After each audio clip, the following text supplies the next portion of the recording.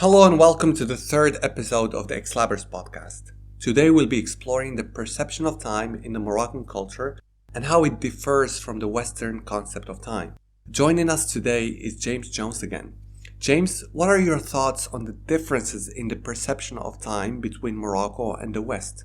Well, Zubay, the first thing that struck me when I came to Morocco was the pace of life. It's much slower than what I was used to in the West. Time seems to move at a different speed here, and people have a more relaxed approach to life. For example, if someone says they'll meet you at 3 p.m., they might not show up until 4 p.m., or even later. That's something that I had to get used to. Yes, that's a common experience for Westerners coming to Morocco. Time is viewed differently here, and the present moment is often more important than planning for the future. James, can you give us an example of how this is reflected in the Moroccan culture? One funny story that comes to mind is when I first came to Morocco, I was invited to a family gathering. I arrived at the house on time, according to my Western standards, but the family wasn't ready for me.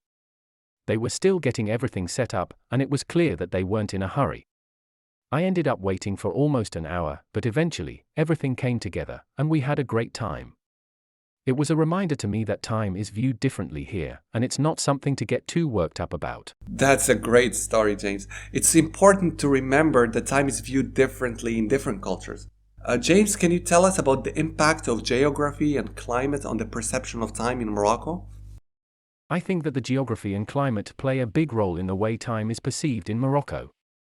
For example, in rural areas, people live at a slower pace, and time seems to move more slowly.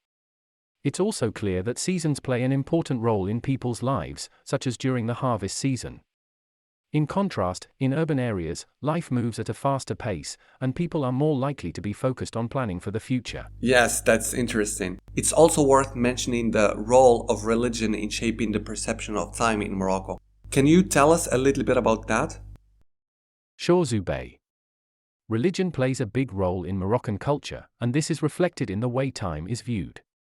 For example, the daily call to prayer is an important reminder of the passage of time, and the importance of being mindful of one's spiritual life. The month of Ramadan is also a time when people focus on the present moment and put aside thoughts of the future. It's a time of reflection and renewal, and it's something that I've come to appreciate.